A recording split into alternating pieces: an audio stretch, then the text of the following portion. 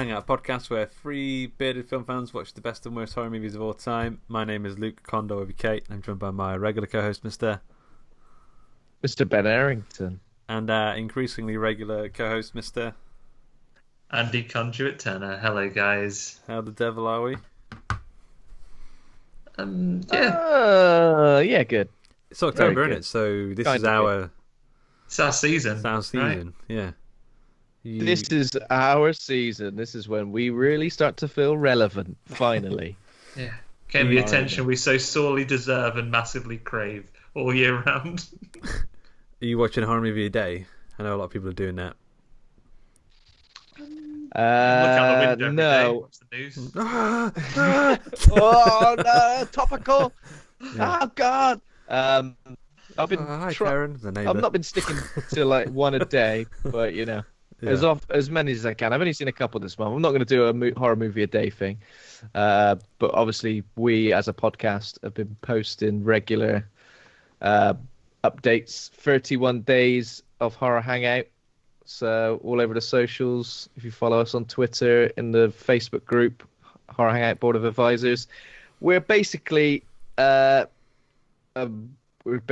about a different horror film every day and linking it back to a previous Horror Hangout episode as well. So you can go and watch the film, and then you can have the Horror Hangout podcast as a delicious dessert. Yeah, all of our hot takes. Are there any old episodes that you've... I saw you did Let the Right One In today, right? Was today's episode, right? Yeah, that's has right. Has it been bringing back memories of those films as you've been seeing them pop back up on your feed? It's just weird to think sometimes, like, that we did the episode so long ago. Like, yeah. Like, every episode we posted so far has been from 2017, and just to think that we've been doing it since 2017 feels a bit nuts. Yeah. But, so yeah, including that, we're doing obviously 4 new episodes this month as well. So that's all in there. But yeah, you can find all the details on social media for if you want to have a little look. One horror movie a day for 31 days. Bloody hell. This is a new age of organisation as well. You've got a post of all of the new episodes for this month already. We're in unprecedented waters. We've never been this organised. Believe before. it. No more is there at the end of the episode where we go, so what are we watching next week? The only thing that's going to take away is like when new things are released that perhaps we haven't anticipated. Yeah, last week I said I'm going to go to see the new Saw movie, and I didn't realise that it wasn't the new Saw movie. They're just replaying Jigsaw, which is the Saw movie I absolutely hated. Did you go what? You went to No, I see didn't go see it. But if I did turn up at that, I'd be walking out in 10 minutes in. It's so bad, that film. Can you imagine? That would have been like one of his traps. He'd have It would have been one of his traps, yeah. And it would have been not not even the good shut ones. up and just drop down. Not one of the ones. You know how you've both seen all the Saw movies, right? I don't know. No. In all honesty, I don't know. You know how it begins with the first couple. It is genuinely like, oh, you're a rotter, you're no good, you're a benefits cheat, you take drugs, so I'm going to teach you a lesson. But later, that kind of format kind of degrades over time, and it's like, hey, Danny Glover, you are a policeman that likes to be really good at his job and you work really hard. I'm going to teach you a lesson. That's really positive. You neglected your wife or something like that. Oh, you try really hard to solve murders, and then after a while it becomes just a thing. Like you would turn up, Luke, and like, Luke, you like to talk about movies on a podcast. Now, get dead. Have you seen the new one, the Jigsaw one? No, that's the only one I haven't seen. I kind of want you to see it just because, like, the leaps in logic he makes to justify killing people that he would have no knowledge of. It's ludicrous in the worst way. But I want you to see it. I kind of felt like that. I've only seen the first 3, and at the end of the third one, I felt like it was too ludicrous that I didn't want to see any more. Because I was like, if it's going to get more ludicrous than that, my tolerance levels are going to can't be putting up with that. So you've been watching loads of stuff. That's good. Loads of shit. I've seen you put loads of slashes and stuff on Letterboxd.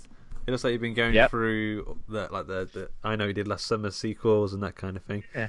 I think as I maybe mentioned recently, like I've fully transitioned into mainly watching horror now. As I said before, I probably split it off with other genres quite regularly, but now it seems like it's horror. It's mostly horror. It's probably for every 10 films I watch, 9 are horror now, which is kind of nice. I'm right on brand, you see, now when it comes to the podcast, fully on brand. Yeah. I mean, so what have you watched recently then? Well, apart from like all this, I think I discussed some of the slashers I've seen on the last episode, did I not? I'm not sure. Talked about anyway. Cherry Falls. Yeah, Cherry Falls is what I want to hear your take on. Yeah, Ben. See if you can remind us of the plot. Cherry Falls. I haven't seen it, by the way. Brittany Murphy is like a really good scream queen. She's like really effective as like someone who fights back. You're rooting for her. She's a kick-ass. But then the rest of the film is just a bit naff. Like the killer and his logic and his reasons for killing her are a bit naff, and just everything else. Some of the kills are all right, I suppose. It just didn't do all that much for me. Does the killer have a signature look or weapon? I've seen it, but all I can remember is they have a lose your virginity orgy. Yeah, so there's like a lose your virginity orgy. The victims are virgins. The killer is like a cross-dresser. Relatable. But they don't really sort of go into anything. You know, it's a bit. I think in the year 2020, it's a bit probo. A lot of stuff would. It's a bit probo. in the year 2000, well, I don't know.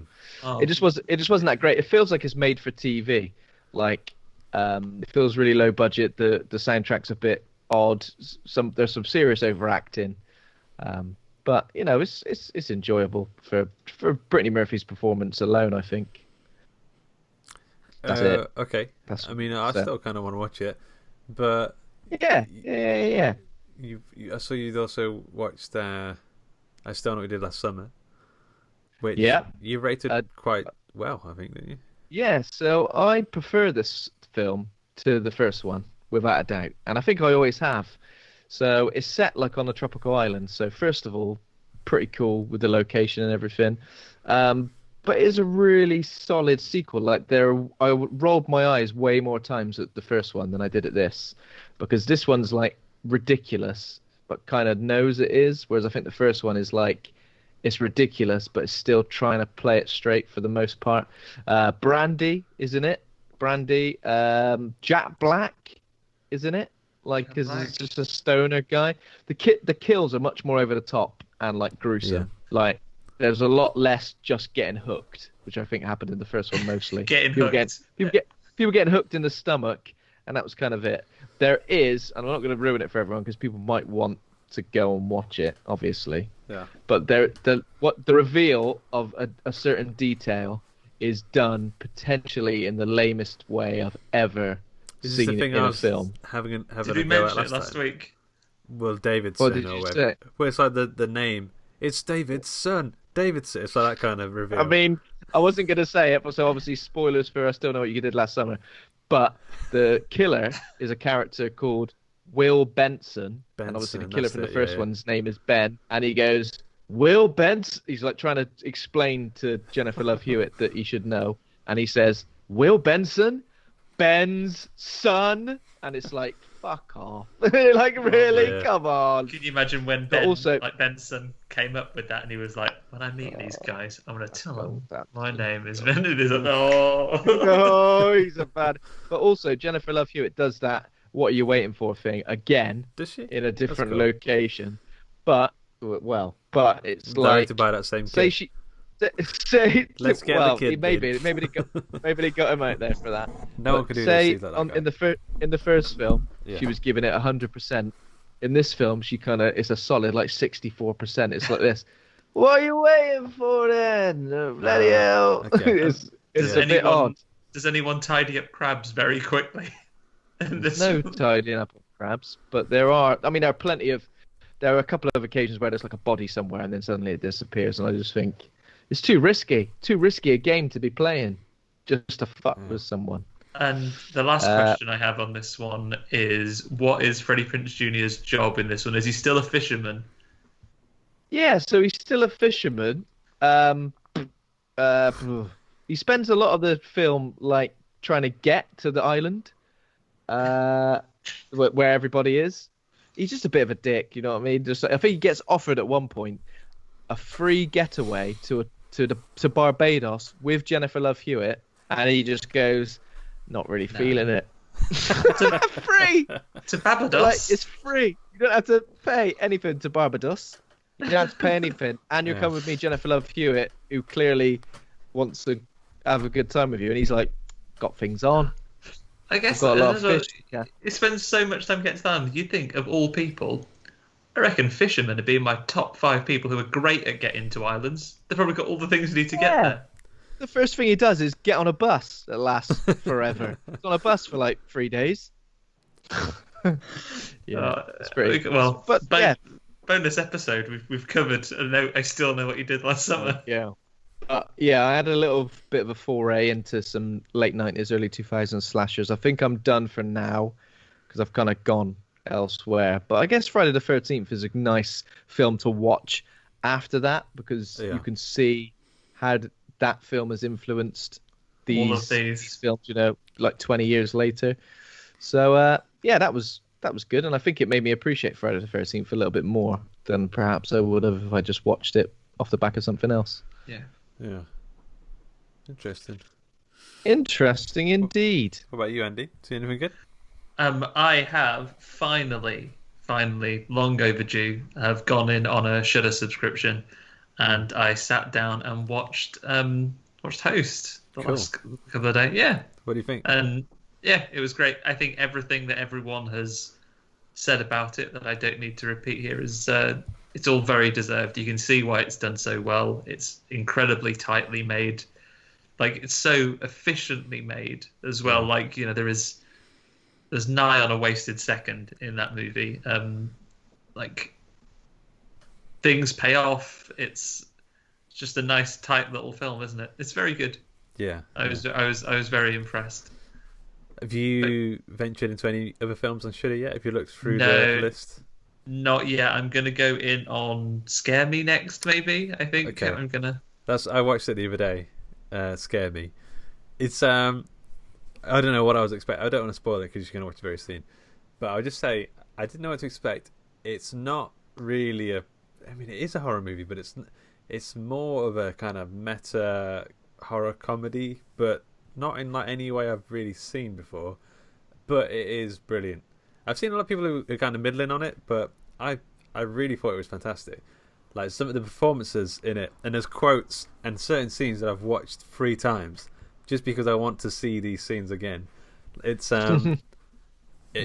It's a really cool film. It's really unique, and just it seems like it's been made for horror movie fans specifically. So I think you'll like it. Oh, great! Yeah, I'm going to get on that, and then I think after I've done that, I'm going to go and run through some old classics. After we've covered Friday the 13th, I might watch a couple more of those because I'm going to. I think. Yeah. The one thing you don't get from this, and we'll come to it, is there's a certain mainstay of Friday the 13th you don't get from this first one. So you're gonna have to go and get a little bit of that. Do you think, right? Because I'm somebody who's not really ventured much into Friday the 13th. Yeah. I'm not a seasoned veteran of the franchise. What would you say are like the definitive films that I would need to see? I've seen two and 3, I believe. Yeah, I'd say now that you've started number 1, like just carry on to 1 through 4 are basically one story that pretty much are back to back. Which one does Jason come back? Where he gets like struck by lightning and he comes back? He pops out the grave. That's 6. Is that 6? Because in number 5, right, here we go. Quick history then. I think 1 through 4 is like the Crystal Lake thing that ends with him being done in by Corey Feldman. Number 5 is the one where you think, is Corey Feldman the new Jason or not? Because he's a new actor and he's now a big giant man and does some karate and is in a mental home. And he may or may not be Jason, but he isn't. But that also isn't Jason. It's just a mad man. But then in number 6, he gets struck by lightning and comes back to life. in number 7, I think that is when it is Jason versus Carrie, because there's a psychic girl who wishes him back to life, as well as her dad. Which one is Jason Takes Manhattan? 4. That's 8. Yeah, it's quite into it. And then is 9 where Jason he's just a brain. He's just like a little. Goes to hell. He's like a worm. Yeah, and then he pops out the ground in that as well. And then he gets taken off to hell by Freddy Krueger, and then Jason X, which should be on any list of Friday the 13th films that you watch, because Jason X is underrated. It has got a great scene that I've never forgot with the sleeping bags. Is it? Yeah, sleeping bags. Yeah, I remember a scene with dry ice. Not dry ice. That's when you're on stage. Liquid nitrogen. With liquid nitrogen. Yeah. Jason X is genuinely good. It's not good, but it's an experience. And I don't dislike the remake of Friday the 13th either. If you want a more efficient watch, Ben, I think the Friday the 13th, the remake it might be 1. I think it's like a condensed version of 1 to 4, maybe.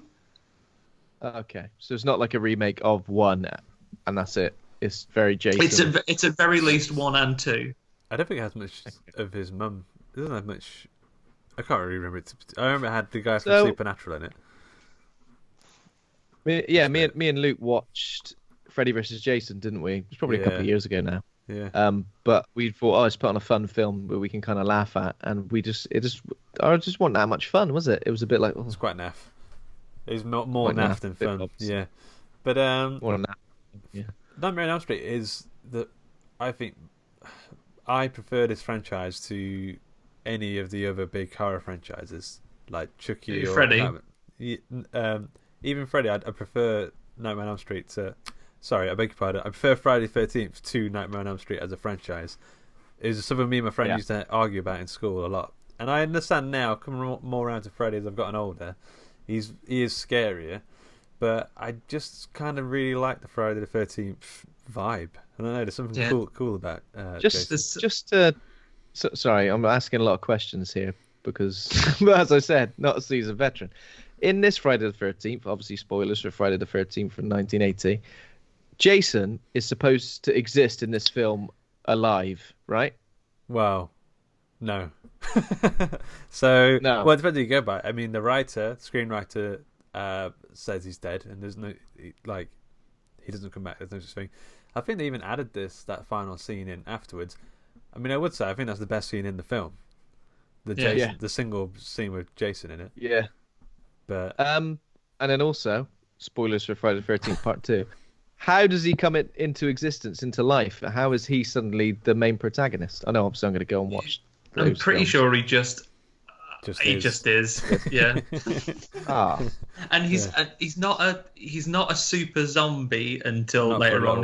He's just a spooky man that gets you, and he's not like a kid that was in a lake in number 2, and he doesn't have a hockey mask yet. He's just a man with a bag on his head who does people in.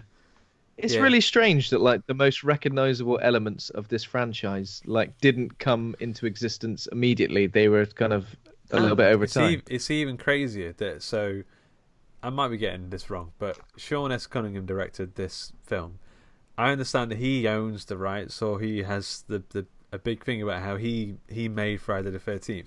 But I don't think he did. Not really. The person who made Jason wear the hockey mask and have a machete, I kind of feel like that's what people think of for Friday the 13th. I know that this is one and I think this is one of the reasons why we see less of this stuff. I know the rights are all over the place with this one, and it's a really difficult one, which is why there's certain things with titles as well. That's why they do. I think that's why the final Friday comes up at 4, and then something happened that means they did continue to make new one. It's why the space one is called Jason X, and Friday the 13th isn't in the title. There's all types of weird legal wranglings that are going on with it. Yeah.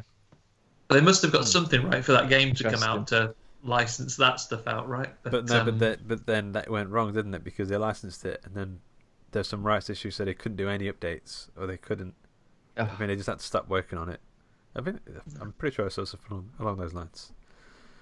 You'd think major studios with lawyers and stuff would be able to sort something out. Let's just split it down the middle and just get on with it. Let's just split it out. You have the Friday and I'll have the 13th. Yeah.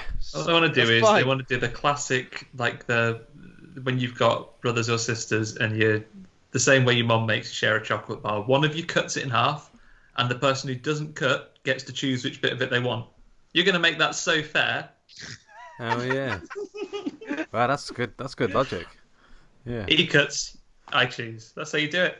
There's no way to win that. There's no way to come out on top with that. That's you've got to make it fair. It's the only way you could do it. We could probably do that with land disputes around the world as well. You could probably cut it into a shape where it deceivingly looks the same size.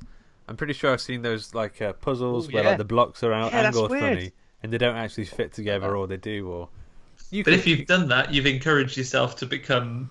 You've really gained a skill in just to cheat your brother or sister out of a bit of chocolate. Well, you've gained a life skill. Yeah, you can use that for anything. Yeah. Has anybody seen anything else? Luke, have you seen anything? I watched again a film called Why Don't You Play in Hell, which is a Sion Sono film. It's about a group of filmmakers who call themselves the Fuck Bombers, who are kind of like rebel teenage filmmakers, and they somehow find themselves in the middle of a Yakuza all-out end war fight thing between these two Yakuza gangs, and they convince the Yakuza gangs to let them film it and make a film out of it at the same time. And it's insane. It's super meta, and like it's just an amazing film. It's really good. That and Scare Me, I think, are two of my like new favorite films. Like I'm gonna watch those two films quite a lot, I think. I also watched Lahane. All the meta. It was on at the cinema, which we're probably not going to go and be able to go to cinema too much longer. But Lahane is that one with Vincent Cassel. It's like 1993. Yeah, okay. I think I know which one you mean. It's black and white French film subtitles. Yeah.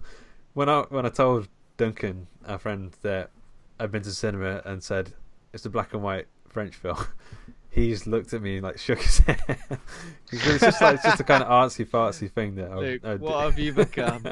What did you take? What were you drinking when you were there? I bet you're drinking a bottle of 18-year-old port. Absinthe.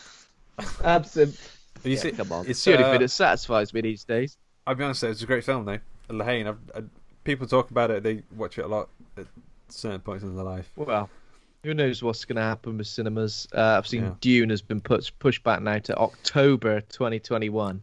I was thinking about this as well. I think it's a good thing that all these films are getting pushed back. When I was growing up, you'd hear about a film and you'd have to go, just forget about it now, because it'll be 10 years before you see that. Just forget. Well, let's just hope there will be cinemas for them to be released in. At this point, like Cineworld is closing all of its doors again, just because I got a note from, because I'm one of their unlimited people, saying that like they haven't had any COVID cases that have been linked to trips to the cinema. I know you can't absolutely guarantee it, but there's been nothing that's been linked to, with track and trace anything to cinema. Yeah.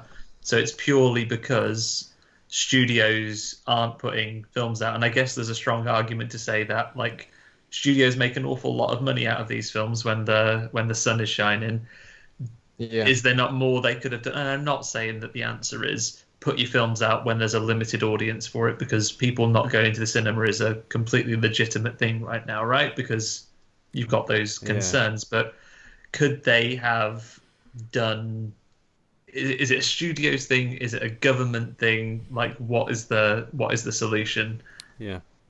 To it, but I do hope they come back. If anyone's been to the cinema recently, they'll realise that it's like going, in E.T. where they kind of cordon off everything with like plastic sheets and everyone's wearing hazmat suits. It's like that level of like cleanliness, like compared to going to the shop. I don't know. It's weird trying to get more people to go, because you might introduce an issue. But like it's insane. Like, they don't let you through the door unless you've done the track and trace thing. Unless you're in a mask, have to constantly wash your hand. They make you wash your hands. It's they've done a good job. Social distancing is a lot easier to do in a cinema than it is in a shop, in a pub, bar, in a restaurant, in a bar. Still, right? when I'm in Asda, people are like leaning across me to grab. Coughing? People are coughing all over the shop in Asda. Leaning across me to grab last tin of John West's tuna on the thing. No one's doing that to me in the cinema. No one's leaning across me to do anything. In the cinema, they tell you where to sit, and they say like stay there. Like you're not allowed to go anywhere. Don't get up. I'm dying for a wee. In fact, I put a film on to entertain you for a little bit. It's weird, and like I say, I totally get it. If you've got your James Bond out, then you want it to be a big thing to go and see it, and they put Tenet out to be the thing that saved cinema, and it's not that film's fault that it hasn't made everyone in the world go to the cinema. Apparently, it's fine. It's funny that when they decided that they're going to make this James Bond film, they were like, "This is going to absolutely destroy cinemas. It's going to really blow the roof off," and they're like, "Oh, actually, it has destroyed cinemas. They're never going to open again." There'll be no when they go to release it. There'll be no cinemas open, so they'll just have to project it onto a big building or something. Have people gathered around, project it onto the moon. I mean, that probably is a Bond storyline, isn't it? Ironically, like with all this time, James Bond has probably quite adequate time to die now. He's got a whole year to fit it in. Yeah. Wow. Do you want me to just quickly fly through some tiny bits of horror news, obviously in the wrong order today? That's all right, don't worry about it. A couple of new things out. So The Haunting of Bly Manor is out on Friday on Netflix. I've tried my best to avoid most of the trailers, even though I've been sharing them, just for other people's enjoyment, not mine. But I think some reviews have come out already, and apparently it's a decent sort of gothic. Oh, good. Very different to The Haunting. It's decent. Is the entire cast of the old one back? I think so. I think most of them are. Because they never left. Yeah, I've seen a couple. They never bloody left. So they're all back, but all playing different characters, obviously, aren't they? And they're all English now. We're gonna be watching and seeing how their accents are, because it's Bly Manor's English, because it's scary little English ghost kids. Interesting. I wonder if they'll be doing Cockney accents and stuff. Like Call Lammy, me governor. Like Carl Urban and the boys. Yeah. So also Brandon Cronenberg's Possessor has also been released in America, in theaters and drive-ins. But I've been trying to find out when we're going to get it in the UK, and the only thing I can seem to find is that the BFI London Film Festival are doing an online screening of it on the 16th of October, which you can buy a ticket for. But other than that, it seems like there's not really any other way to watch it, and I really want to bloody watch it. Yeah, I've heard it's making a lot of waves. I would like to watch it too. Maybe that's it. Maybe it's the same. Luke was saying, now you see a trailer for a film, then you have to forget about it. Maybe it's going to be the same with this, that you'll hear about something being out in America, and then it'll be forever before we get a sniff of it. Yeah, I think that's the way it used to be, and we just have to get used to. Be happy with what we got. Though, because think of all these millions of films from not from the past years, as in films that haven't. As in films that have already come out. Films that already exist. Yeah. Hang on a bit. What, you want a new film? Think about all the films we've got at home. We've got loads of films. Yeah, but I want this new one. You get what you're given. There's kids in the world that ain't got no films. Yeah. There's some kids in the world, they ain't got any films. They got short films. All right. Cartoons. So do you think then, with all these delays and things, do you think that's just it now? There is a permanent thing that everything has been knocked back by a year. So the films that would be next year will now be 2022 and so on and so on. And there's just a wave that will carry on indefinitely. Or is there just a period when there's just going to be too many films at some point because twice as many are going to come out? It would make sense just to push everything back, wouldn't it? Because then they could get producing the next ones that are going to come out. But I don't know. I honestly don't know. It's going to be a Matrix situation where there are two out in the same year. Avatar 2 is done as well. I saw somewhere that James Cameron finished filming Avatar 2. I know we're off topic, but what are your feelings on Avatar? I enjoyed it. I saw it a few times. I thought it was alright. If you must. I think it'll be, especially, James Cameron has got a good track record, let's not lie. And I think he will save cinema. Who knows? I hope he does. It'll be good for him. It'll perk him up. That would be. He'd love that, wouldn't he? He would absolutely love that. And is the new one? Is it Underwater? The next one with all of the characters from Avatar. There's Mr. Unobtainium and Sigourney Weaver. She's still alive. Sigourney, no, she's dead now. But I mean her character, not her. Yeah. For real. Sigourney Weaver, is she going to be back as like a spirit, maybe, or a flashback? I think Mr. Unobtainium is an award that Arnold Schwarzenegger won in the 70s for lifting weights. Mr. Unobtainium, like, and I'm going even deeper off the topic. Unobtainium was the thing that was true because it feels like it's a Ratchet and Clank thing rather than like a serious film, but like a joke element. Yeah, it's a bit nice. Okay, and then two tiny little bits about horror games. Amnesia Rebirth is out on the 20th of October, and I think there's like a gameplay trailer which is just out now, which should be nice. That's from Frictional Games, obviously, who made the other Amnesia games and Soma. So that's nice. And then also, after you hooked me up, Andy, after you told me about, what's it called, the GOG thing? Are you saying GOG or are you saying GOG? Oh, yeah. Good old games. Yeah, good old games. Good old games, yeah, it's cool. Silent Hill is on there. Right? Silent Hill: The Room is on there now. I love not that available one. I think that's me too. Great concept. I think it's my favourite, but it's not. It doesn't seem to be available on Mac at the moment. It's only Windows, so I'm a bit like But yeah, I've made a few purchases there. I bought the Alone in the Dark trilogy for like £1.19p. Really, I'll buy that after I'm finished here with you. That's insane. So there's that, and then the very last thing I've got on the news here.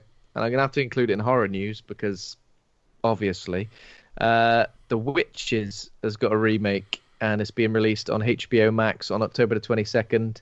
Obviously, I saw remake the trailer and I was like, it doesn't look as scary as what it used to be. The original Witches is horrible. Yeah. Yeah. In a good way. It's terrible. Like it scarred me, but in a pleasant way. Yeah. And I'm sure they'll do something. I'm sure they'll probably do something completely different. And, a lot of people say it's not scary, but it'll be scary for a whole new generation. By the way, I know I just want to point out the Clive Barker Renaissance. Did I say that right? Is in full swing. It's coming. He's got like 3 new books coming out. There's the Book of Blood film thingy-majobby. Candyman. When's Candyman coming out now? Do we know? 2 years. Next. I think it's like there's no point even guessing. It's coming out. There's no point guessing. And when's Books of Blood out? Books of Blood. When's that out? I think it's quite soon. I think it's HBO thing. I don't know how we'll get it in the UK. But what else? It was his birthday today as well, I think. Yesterday. So happy birthday, Clive, if you're listening. He should be, because I imagine by you saying it, Luke, you're the one that's brought this renaissance about. Exactly. I don't want to take credit. I don't want to take all the credit for it. Clive Barker has something to do with it as well. He has written the books, I guess. Yeah. Yeah. It's debatable. Yeah, and then maybe that was it though. Maybe you don't know, Luke. He could have been sitting at home going, "Oh, no one's interested in any new books. They haven't read the old ones yet." And then he heard you say that and thought, "Come on, Luke Calder wants it. Let's give it to him." Yeah, man. Yeah. Well, I'm excited, and I think I need to, because he's got like some massive books that I've not got around to. They're really big, so I'll probably give one of those a go soon. Cool. Oh, nice. Well, happy birthday once again, Clive. Yes. Mr. Barker, sorry, that's very presumptuous. Yeah. Clive doesn't sound as scary. Clive, he's here. It's not a friendly name. Right. Today's episode, then. Unless anyone else got anything else to say? Nah. Forever hold your peace. Okay, so Friday the 13th is a 1980 American slasher film produced and directed by Sean S. Cunningham, starring Betsy Palmer, Adrienne King, Harry Crosby, Mark Nelson, Kevin Bacon, obviously other people as well. Its plot follows a group of teenage camp counselors who are murdered one by one, spoiler, by an unknown killer while attempting to reopen an abandoned summer camp. Yeah, so IMDb has it as 6.5. Rotten Tomatoes, critic score is 64% and the audience score is 61%. Letterboxd is sitting around 3.1. Got some choice reviews here. Patrick Willems, who's got a great YouTube channel, gives it 3 stars and says it's a very violent Scooby-Doo episode. We've got a 2.5-star review by Susie Fahrenheit Tepes. What's that thing called where you do that between every word? It's like a clap back, isn't it? When you're... I kind of hate it, but she said, don't call yourself a Friday the 13th fan if you've... Really difficult to do. Never murdered teenagers. So, and then... It really put me...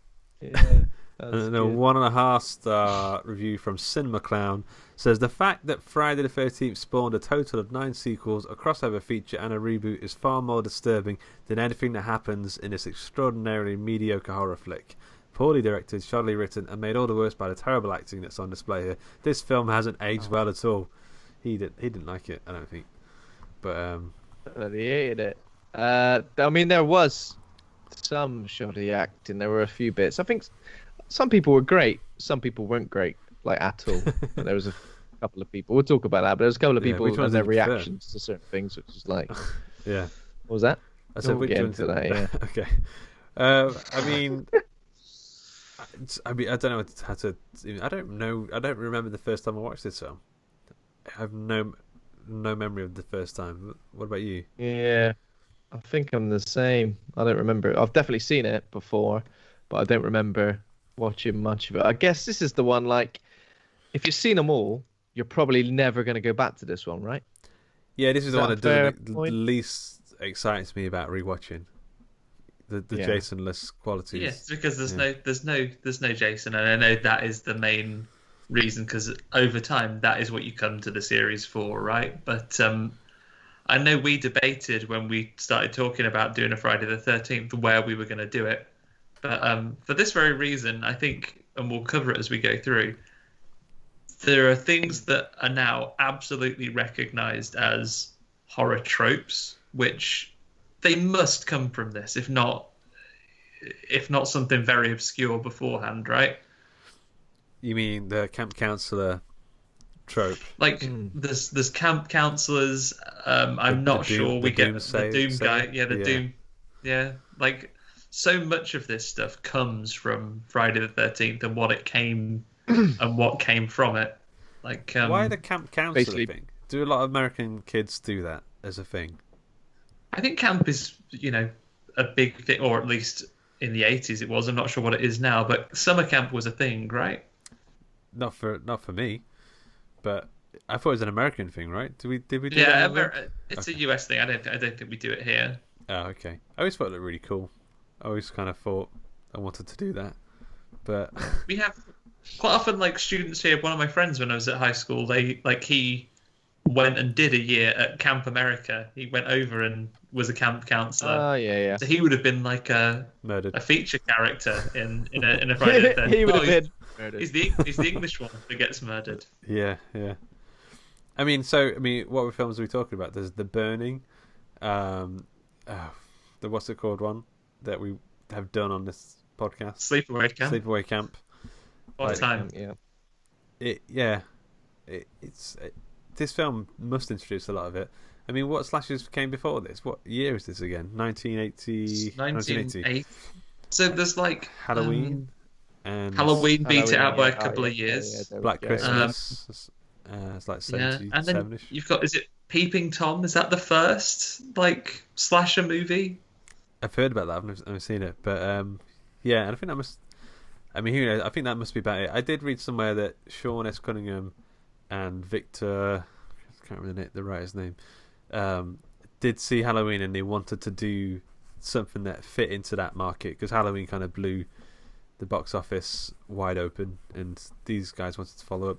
But I think you are right. They introduced a lot of the trope, maybe more so than Halloween to some degree. There's a few bits here saying that Psycho might have been the first slasher film, but I guess it's got some elements of what you would consider a slasher film, yes, but there's essentially how many victims? 2, 3?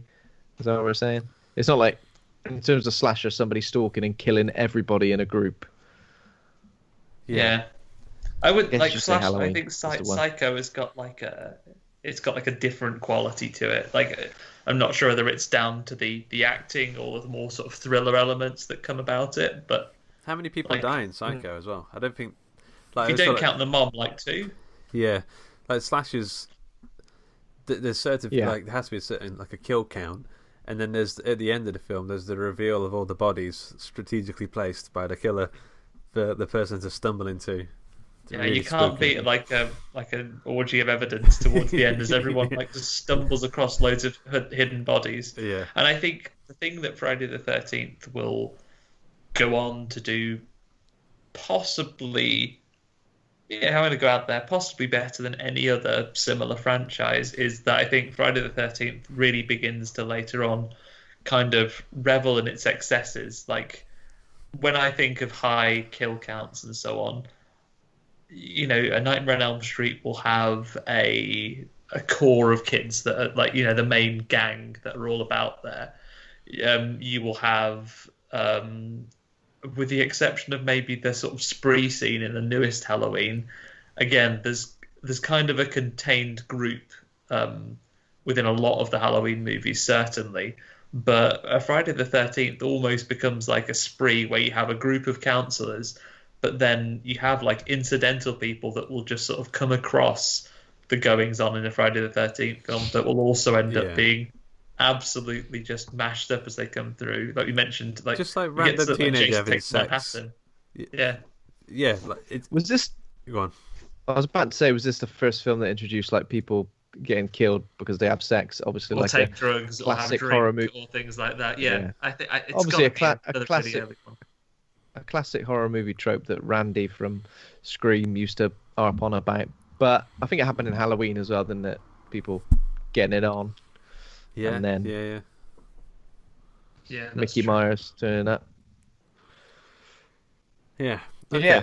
So the plot of this film, we spend a lot of time right at the start with one of the counsellors, a girl who's on her way. She's like hitchhiking to the camp. Is this the very start? We have a little FPS killing, don't we, at the beginning? Yeah. Do we? Where they're sat around. There's two counsellors in like yellow shirts who are they're all sat around playing guitar first, aren't they? They're like singing, I don't know, Rain and Blood. It's in 1958 and they're singing, because I wrote it down here. It's sexy kumbaya flirting, because like the guy is like playing kumbaya on the guitar and he's like giving a little wink. Oh yeah, my love. Yeah, come on. And they basically go up into. Afterwards, they go off into like a storage cabin or something. They sneak off to have sex. They just go off to have a bit of sex in the cabin, and they're like, and then we see first person, someone come up the stairs, and the guy's like, we weren't doing anything, shitting grin on his face. It's like Freddie Prinze Jr. from last week. And but again, they recognize. Again, this happens a few times where that person recognizes whoever the person is looking at them, and like, it's only you. Sorry, we weren't doing anything. And then he just basically gets stabbed, murked. Yeah, it's weird in this film when a lot of people die, they die very quickly. Like there's not much struggling going on. It's like a shark attack. Like we see through the POV, walks towards them, and then we don't even see the gore. For a lot of, there is a lot of gore in this film, but there's also a lot of it seems to happen off camera. Yeah, I think that's. I'm not sure if it's a limitation of the effect that they had, but it's kind of just a real thing, and I got it through my notes throughout here that the kill will seem to be off screen, or the action of the kill will be off screen in a lot of cases. But it's not that they don't have gore effects, because there are a couple of scenes where they exist, and there are a couple where even though the death is at a cutaway, then you see like the horrific state of the person afterwards. I couldn't tell if you were moving a glass across the table then. Or if no, Axel is growling. Obviously, maybe your belly. No. Bloody starving, mate. I had my dinner this time. No, it's Axel growling. So not long after that, I think it's like 21 years later, there's this camp counselor called Annie who's on her way to Camp Crystal Lake, which has like been reopened by some dude. and she gets to a town. Does she know where she's going? Because like for the whole point, it seems like she's just wandering aimlessly towards this place. Then she finds a town. How did she get this far? Yeah, that's what I kept thinking. Hitchhiking her whole way. That's not good, is it? We talked about when we were talking about Host. We talked about efficient filmmaking. Here is a film where we have a good couple of minutes scene where Annie stops to talk to a dog and misgenders it at first. She's like, "Hey boy." Oh yeah. Oh, I mean girl. Hey boy, sorry, I just had a good look at your genitals and I've realised you're actually a girl. She's got like a massive bag on. I was like, Jesus Christ, that's She's not in a good It's mood. the same size as her. She's not in a good mood. So she goes into like a diner and gets the classic everybody stops and stares at her outside her. But then they're very and helpful. then she ends up. Yeah, they are pretty helpful. They kind of look at her like they're going to be really like off locals because they don't think the camp shouldn't be opened. They're like, "Oh, can anyone take me to Camp Crystal Lake?" And everyone's like, Yeah, ominous. They're like, "Oh, Tom will give you a Yeah. lift. Yeah, he'll drive you." Who calls it Camp Blood? Is it Crazy Ralph. Oh, okay. Or do they all call it Camp I Blood? thought someone else called it Camp Blood, and I think maybe it it's gets Crazy Ralph. I think they might all call it Camp Blood. Crazy Ralph. Yeah, I think I made a note here. Like, is Crazy Ralph the first prophet of doom we have in one of these movies? I was struggling. Is there no sort of doomsayer in Halloween? no, I don't Well, I think so. guess would you say what's his name? I can't think of his name. Loomis. The doctor. Loomis. Dr. Would you Loomis. say he was in a way because he kind of knows Maybe actually, because he does what he's get capable of, yeah. and kind of tells everybody, he's escaped and you need to run. But I don't think he goes on going, "You're doomed, doomed." Not quite. Yeah, quite there. He's going around saying, "Oh, you've got to help me catch this murderer." He's a practical man. But as you pointed out when we were talking about this the other week, Ben, one thing Ralph is very good at is riding his bicycle. Oh my God, he's got the perfect, like his back is so straight as he's riding off. He's never gonna have back problems from like hunching or anything like that. I mean, sure, he wouldn't be able to get any real good speed going down because then he will have to get down to that. But in terms of like correct posture, I'd say. You're doomed. If he's only your bad slowly, posture's going to ruin your backs. your bad posture. It's how he says that, and then he just gets on his bike and just cycles off like off to the next one. See you later. Yeah. What I I've found got really another strange. appointment. Yeah. What's the name of the dude? I think it's whoever the dude is who's given a lift to Annie. He's a cop. First of all, he says, No. Is he a policeman? he's No, like a policeman gives someone else a lift later on. It's just, Okay. it's a trucker. You're right. So this yeah. trucker, first of all, he's like, that's Crazy Ralph. Like, he's always saying stupid crap like that. And then after, like, he definitely slaps Annie's ass as she gets into the truck. Yeah. And He helps Oh, her beautiful. in. He like But ropes one her budget at a into the- time. She doesn't seem bothered at Yeah. all. She's kind of like, oh yeah, whatever. It happens all the time. I suppose 1980 of its time. But Yeah. then he starts spouting the same sort of crap, which he was then calling Ralph crazy for. And I think, you hypocrites, give Ralph a break. You all feel the same, and he only does it quietly, this guy, because I was like, you idiot. I was basically explaining the history now of Camp Crystal Lake to her, doesn't he? Yeah, Ralph is basically saying all the things they're saying in private. He's the Eminem of his day. Yeah, oh yeah. Yeah. But yeah, he's out there that's doing it, and then so he drops her off, and then he doesn't drop her off all the way there though, doesn't he? Say, "Oh, this is as close as I'm going." Is it because he's driving a massive truck and he can't take it all the way into the woods? Yeah. Maybe. Yeah. He says he's going about halfway, doesn't he? He says, Yeah. I'm only going halfway. So I'm like, she's still got to get like another halfway to get there. I'd be like, I kept thinking this, and it makes me feel like an idiot and sound like an idiot, but imagine how difficult it must be to get somewhere without GPS. And I know we haven't had it for all that long, a mere heartbeat in the grand scheme of things. But I was thinking, it's that weird like confidence with GPS. Like you feel like it doesn't matter. Like I can go anywhere really, and I'll find my way back with GPS. But there used to be a time where if you went too far, you wouldn't be able to find your way back. Like you could get lost. This is the furthest from home I've ever been. And also, this is a weird thing. Like, obviously, you've been like, this is on. Is it Steve that's setting up the camp? Is it like this is on him? So he's employed someone. What arrangements has he made with this girl Annie? So you're going to be in charge of the kitchen. So the camp is roughly in this part of the country. I'll see you there whenever, I guess. You'll find it. If you don't, you don't. Yeah.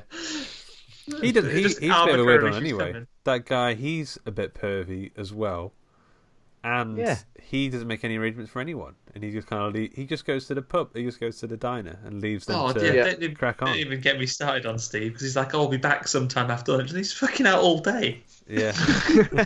He's definitely the guy. He would have turned up and said, "Oh, I've been busy doing this, this, and this," when he's just been sat on his ass. Yeah. This is, and I guess this is coming up now, right? So we see Big Kev himself and those guys arrive with they've got their banjo music blaring in the car. Who else? Obviously. Oh, who is the guy that? So it's Kevin Bacon, the character that plays his girlfriend, and their super probo mate. Like, he is cancelled to high heaven. Is this the guy who keeps saying like jokes, but like they're just the worst? It's like the jokes that imply that you are like a real creeper. Like, isn't like like all I remember is him like firing an arrow. At somebody when they were like moving the archery thing, but like literally inches away from him. Like, even if that's a joke, dangerous. So dangerous. Even if you're a really good archery Tom dude. Savini's fired that arrow. I think. Right. Okay. I think he must be into archery. I don't know. I remember I read somewhere that he was the one who fired it. It's almost like I'm never going to fuck with somebody. I'd never fuck with somebody by firing an arrow at them because I just worry that right at the last minute, something would go wrong. Finger would slip right in the back of the head. How do you explain that? It's supposed to be a joke. Somewhere a butterfly flaps a wing. Whoops. Wind pushes it straight. You never know.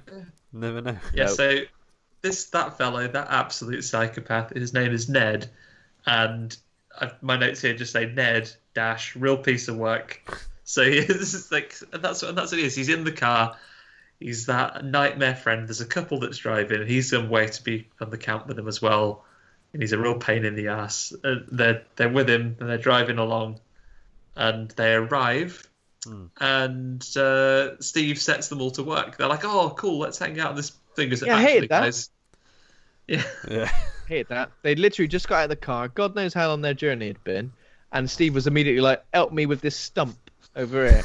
I hate all people like that. I hate it. I think, give me 5 minutes. Like, when you arrive at work, literally, you arrive at work, I don't know, it's been pouring down with rain. You just walk into the office, you're like, out of breath. You put your stuff down, and then somebody immediately walks up to you and goes, "Oh yeah, can you just," and then asks you to do something. Give me 5 seconds to catch my breath. And you work in an office, Ben, and this is like their first day on the job as well. That is like you're turning up, you haven't even done your HR induction yet, and then someone's gone, "Oh, will you replaster the bathroom? Will you move this log?" What's this doing in here? Yeah. Yeah. It's ridiculous, and then he kind of just like lets them get on with something else. I'm like, fucking hell, job's work. Yeah, he is, and also it doesn't even say to have it done, because what he does is says, "Oh yeah, actually, guys, if you could rebuild this entire camp before it opens next week, I'm just going to go and see Alice, who's one of our other characters there, and go and give her a portfolio review of her sketches, and then stroke her hair creepily." Yeah, it's weird, isn't it? What was going on here? And also, did anyone notice how she was using a hammer? I don't know if it's just me who paid attention to that. But she, like, if you're making this film, you go, right, can we just do that hammer scene again? Because it looked like you'd never used a hammer before in your entire life. She kind of like hammers. She had though, because she said like she wanted to go home, like she didn't know what she was doing. You think it was like legit, like it was done on purpose to make her look like she had no idea. I don't know if it was still. I was like, I don't trust. She managed to fix that gutter in though. I don't. Yeah, but it'll be fine for about a minute. And then it'll fall and crack someone in the skull. Because also, with the strength that you've managed to knock those really awkwardly, I know the nail appears to have gone into that wood, but it must be not very good wood if it went in that easily when you're holding the hammer at that awkward angle. It's like made of that green stuff that you put plants in. Yeah. Oasis. Maybe we're looking into it too much, but yeah, I think I agree.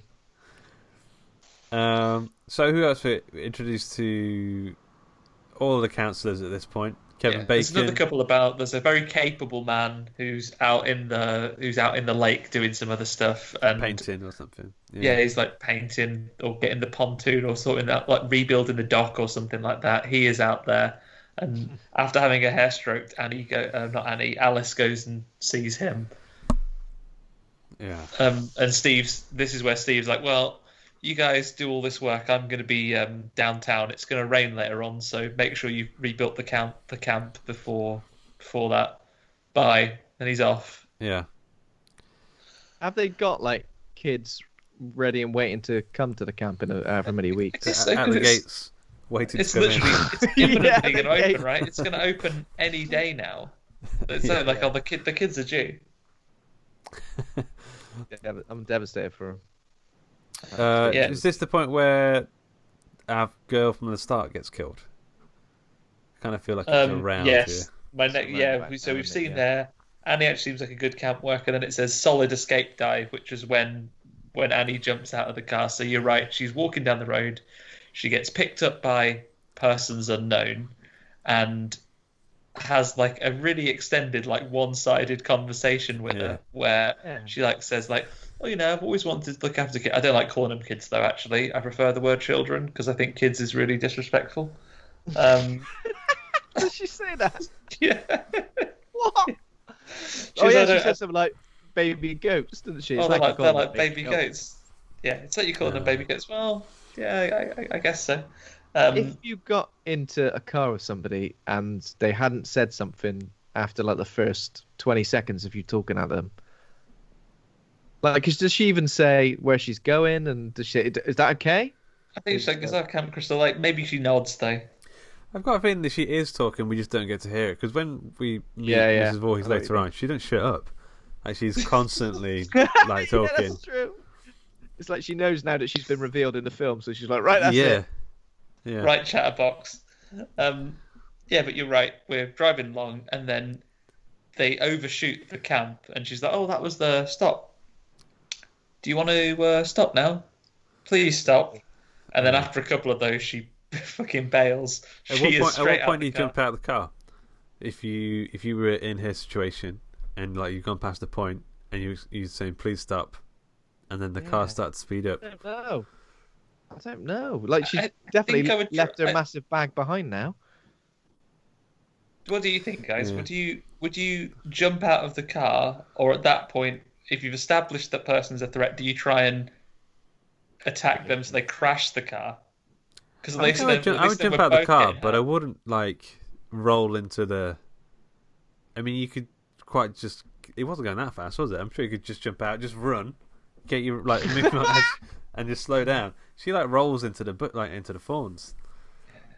I don't know. I reckon getting that speed up is probably harder than you think. I reckon you'd yank the handbrake or something, or try and just get him to crash it into a tree. That sounds dangerous. Right. Obviously, yes. So just jumping out of a car. Spoilers.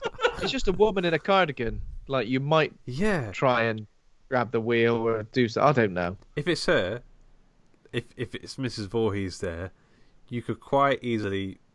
You feel quite comfortable punching her in the face and not feeling like she's going to... You don't need much of an excuse to punch an old lady in the face, do you, Luke? Any chance? I'm just thinking, like, I was going to say it. I would feel confident in my strength in that situation, but then again, later on, Mrs. Voorhees is like mud wrestling with the Alice girl and like doing a really good job. So who knows? Yeah, but at the same time, I feel like when she's not revealed, when she's just a POV, her strength is off the charts. But when she's revealed, there's one bit where like it's like like she's like we just see her head's cut off from the camera because she's so tall, and she's got a man's body. I'm sure, like, we see a man's body. But when she's revealed, like, she's on the back foot almost constantly. I mean, I know she's pursuing somebody, but she's constantly, like, being hit and knocked down, and you know what I mean? She's lost her element of surprise. Why is she so efficient when she's not been revealed? She's so efficient. She's silent and deadly. She's like a ninja. But when she's revealed, they're like, right, I could see that cardigan coming a mile off. That hair. Maybe she changes. That bright red hair. Maybe she's... Yeah, maybe we haven't seen her outfit in the other scenes. Maybe she changes into that outfit and that's not combat gear. That's true. That's true. Also, I did realise, I pointed out to you guys that she is Charity Shop Sue, who's like this YouTube... Go on YouTube and search a Charity Shop Sue. Yeah. She's this Nottingham comedy thing. She looks exactly the same. Also Mrs. Voorhees. Awesome, yeah. Yeah, so I don't know what goes on. Thingy gets killed. After that, she gets her throat slit. Yeah, so she gets her throat slit, and this is one of the few times when we have a practical end, right? So we have a cut of the camera while a slash is made, but then we see the line appear. You know, like when you get a paper cut and you're like, oh, I've got away with it, and then the line appears and it's like, I hate that. I hate that moment. Yeah. Very horrible. We didn't get away with it. But it happens. She didn't get away with it. There was a few moments when Annie was against that tree going, oh. Yeah. And then all right. Oh. then she's instantly done. So we have a practical throat cut, and then there's a policeman, right? He turns up at the policeman. The policeman does come, and I think, there's when you read your notes a week later, one bit's a question of if you were a flavour of ice cream. I think this is when the kids are all messing about in the water, because instead of doing the endless chores that Steve has set them, they go for a little swim. They're like, Ben, I just want a minute to catch my breath here, and they've gone for a swim. Ned pretends to drown and is so he can snog one of the women. Yeah. And we see sort of a first-person view looking over the lake. Mrs. Voorhees clearly watching and is triggered by seeing these kids at play in the lake because, obviously, as we learn later, that's a thing that happened. Why does she? Oh, she does know that the other girl was going to be a camp counselor. Okay. Yeah. It's just like, why did she kill her? Oh, yeah, maybe. So she must have known there were people at the camp already, right? Because she didn't just incidentally kill Annie. Maybe she was just driving around because she was planning to kill these people at the camp. That girl though, she's asking so many questions. She just snapped. Yeah. This is what I do call them, actually. So I find that offensive. But yeah, so she's seen them, and then you're right, like, this is when the policeman turns up, and Ned's cancellation is made absolute because he is dressed as a Native American person in a headdress. Oh, yeah. Dancing around, and I won't do the noise because I want to remain uncancelled, but he's really going for it. Cultural appropriation, there we go. 1980.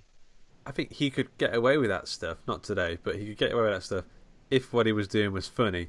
But he just comes across as like really annoying. This is true, right? This is true, and this is something that I often discuss when it comes to, being cancelled and things that may be a little bit offensive or a little bit inappropriate. I often think, right, first of all, that's not funny. Let's just judge it for whether it's funny or not. It's not funny. Now let's go and talk about the problematic stuff. So I think we should judge things, and if they are funny, what does that say about me? Yeah. One of my favourite things to do at work is apparently this dress up as a red Indian and run around. No, it's not. It is the plight of those people. Once again, it came up with something we'd read about. There was this big list of things which are now problematic, and apparently, long time no see is a problem because apparently back in the day it was used as a way to make fun of the English speaking ability of people like the Native Americans. Long time no see. Imagine saying that in a slightly offensive voice. So then when I see people at work now, especially in the current climate. They go, "Oh, Andy, how's it going? Long time no see." And I look at them and go, "You piece of shit." You're absolute filth. If you only knew what I knew, then you'd be ashamed. To the point where one lady I work with goes, "Oh, Andy, a long time," and she catches herself now having it, and she goes, "Long time no speak," and I'm like, "That's okay, worse." Oh, wow. But yeah, this is when the policeman turns up, and this is a guy that's getting his money's worth. This is a character, yeah, and he's like, he sees Ned messing up. He goes, "What have you been smoking?" No, he asks Kevin Bacon what he's been smoking, even though he doesn't do anything weird. And he goes, "I don't smoke, sir. It gives you cancer." And he's like, "I ain't talking about cigarettes. I'm talking about Colombian gold, the grass, the hash, the weed." He's like, why do you know so many names for it, mate? Do you watch? Nah, sounds suspect. Do you watch Seinfeld? Have you seen much Seinfeld? There's like the library policeman character who's like a PI. Like it's over the top sort of. I don't know. It just reminded me of that really. But yeah, he is like a caricature more than like a real person. Yeah. Yes. And he goes for it, and he gets pissed off because they're trying to touch his bike, and they go, "Oh, is there anything we can do to help at all?" And it turns out that he's just looking for Ralph, because whenever he gets pissed up, this is my biggest revelation of the film so far. It's like whenever he gets pissed up, he goes on like a little rampage on his bike, and his wife will be dead worried. And I'm like, crazy Ralph is married. Crazy Annette. Anne. Yeah. Straightest backs you can ever see. Just them two going down the road on a bike. Little tandem. Beautiful. But yeah, the man gets the policeman gets called away by the sheriff. So I want you back out here doing something. So he goes, "All right, but just look out for Ralph for you." And then, irony of ironies, the second the policeman's gone, he's there in their fridge, isn't he? Just hanging about. Yeah. Wow. Amazing. What does he do? He just comes out and says, "The end is nigh. It's all going." He just sort of guns at them and goes, "Oh yeah, look how straight my back is. Get a spirit level on that. It gets the straightest back. You don't." It's like a paradox. I've got a terrible posture sitting here as we record this. I'm like, "Oh no, channel Ralph."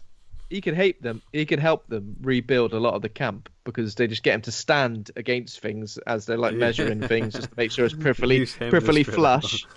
Use him as a spirit level. Yeah. Cheers, Ralph. The end is nigh. The end is shush. Yeah. Yes, so he's off, and then the storm that Steve was predicting earlier on before he pissed off for the whole day, that's coming. The rain is coming, which means for Kevin Bacon and his girlfriend, it is, as my notes say here, bone time. Yeah. Is that what they... Do they refer it to as that? No, I'm editorializing. But yeah, they excuse themselves, and they worry that Ned's going to be watching, and like, which he is in a way. It's like, Kevin Bacon shouts, "Oh, Neddy, do you want to come out?" And the girlfriend's, "Oh no, don't bring him here. He's a." He just wants to watch while doing a Red Indian impression. That's all he wants to do. Just let him do it. Yeah. You know, I'm an anybody. Bloody weirdo. And then he's dead on the top bunk, right? He's has he got his throat cut, or is. He's been done in on the top bunk. Do we sort of see? There's been a bit where he's just gone into one of the buildings, and we just hear a bit of a scuffle. We don't see ever what happened to Ned, do we? No, I don't think so. Yeah. So at what point does Kevin Bacon die here? He does. After the sex. Yeah, he does. After they've had sex. This is the best death scene, the best effects in the film for me. The arrow through the neck routine.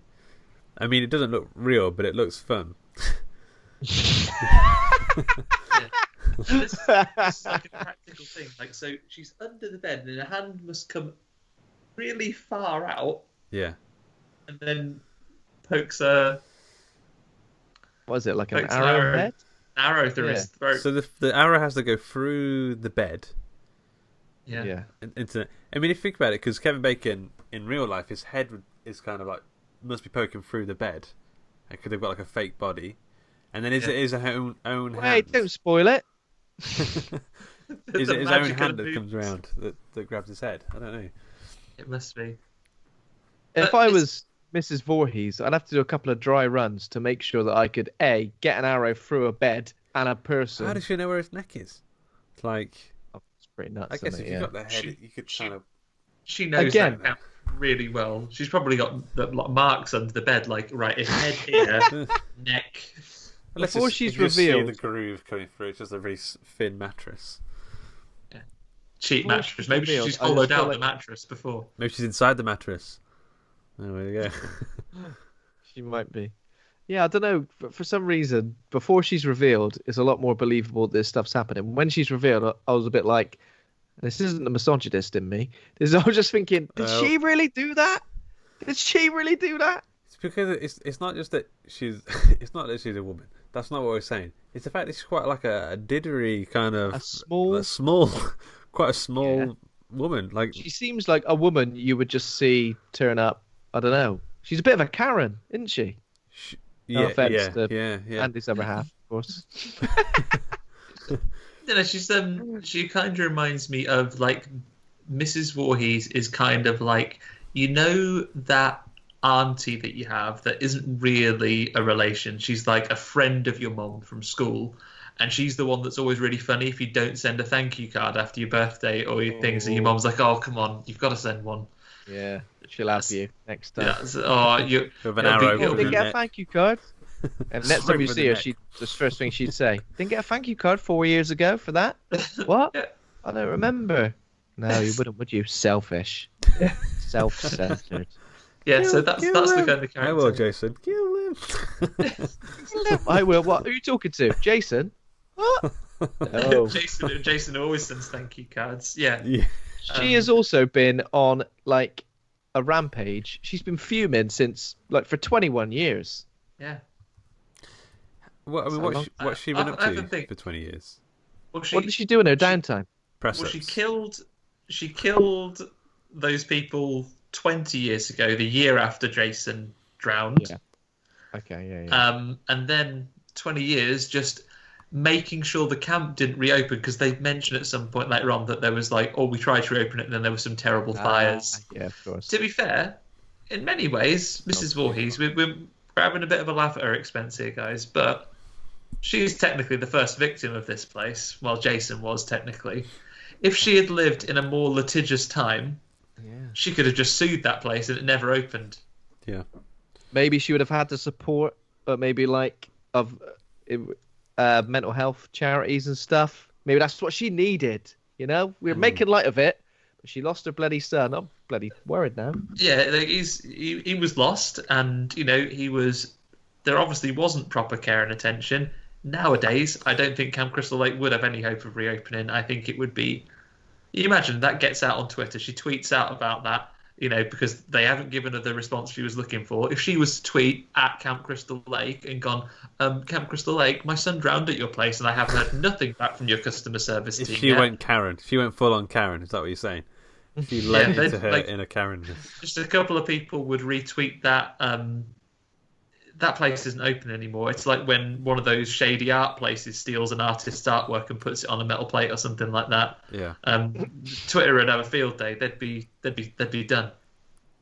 Yeah. Can I speak to the manager, please? No, you can't. Well, I'm gonna kill the manager then. Is that all right? Well, she's escalated. Well, if you want to, you deal with the consequences of that. What is Mrs. Voorhees' first name? Do we ever find out? Pam. Oh.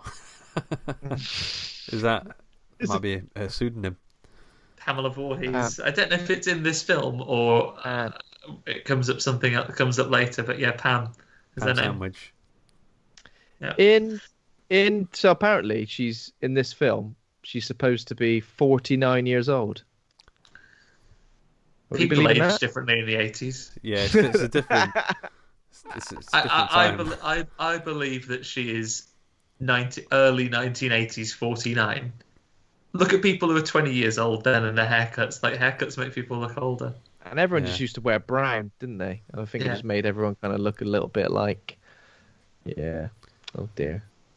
But meanwhile, while all this is going on, what's happening? I mean, I don't know why we led with the sex and murder, because meanwhile in the other cabin, our other characters are having a game of Sexy Monopoly. Oh yes, like strip Monopoly. Weird. I'm too competitive to want to add a strip nature into Monopoly.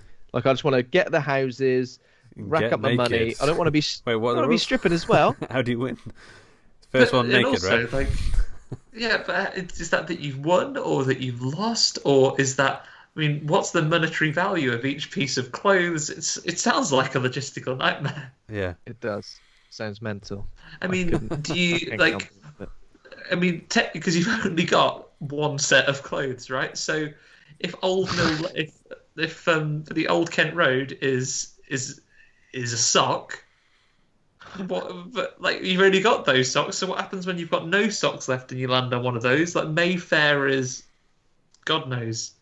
If anything, you should start naked, and as you accumulate wealth, you accumulate clothes, and then you could sell those clothes to people. Yeah. That's good. Yeah, and you could you get the clothes, any clothes that you get for rent, you can put on, so you've got them to pay rent next time. So it's a constant ecosystem of clothes. I will rent you these pair of pants. I reckon I would just get confused, land on go to jail, and get my knob out, and that'll be it. And everyone will hate me, and everyone like ruin the game again. I'll be like, whoa, I was confused.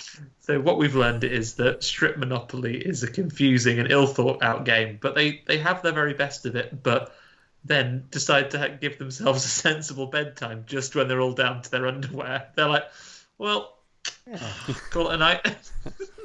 This kind of bothered me as well. So the next, actually, this isn't the next victim. We'll go into this afterwards. But the next victim is Marcy. Is that right? Marcy, so she leaves. Nobody knows. Kevin Bacon. Oh, is it Kevin Bacon's girlfriend that gets it next when she goes to the toilet after the sex?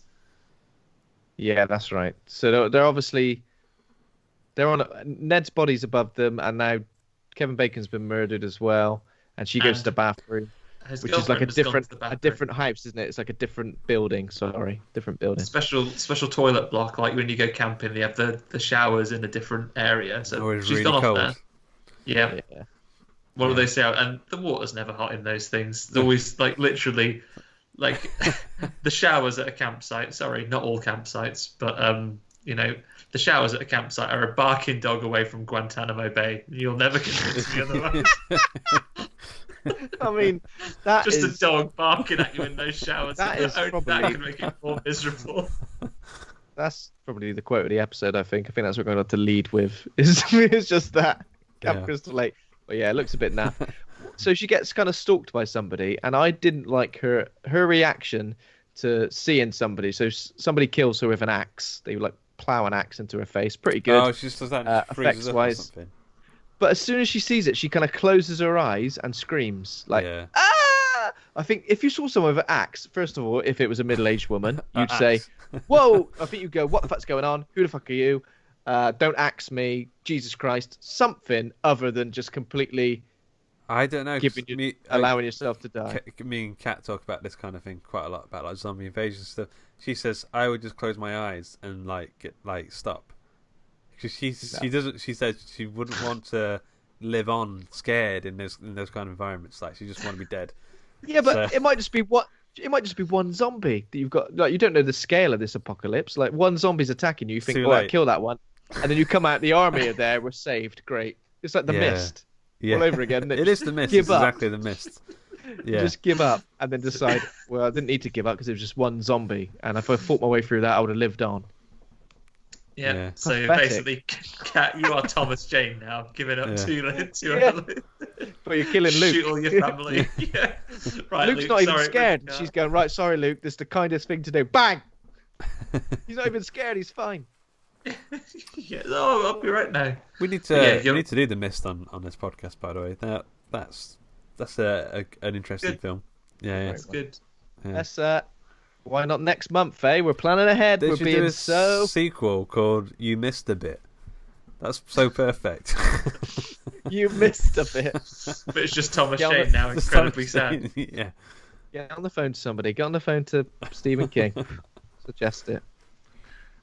You are right though, Luke. It is weird that this character sees this person coming at him with an axe and just stops. And then this is another one, a bit like the thing, where we're cut away from the actual hit.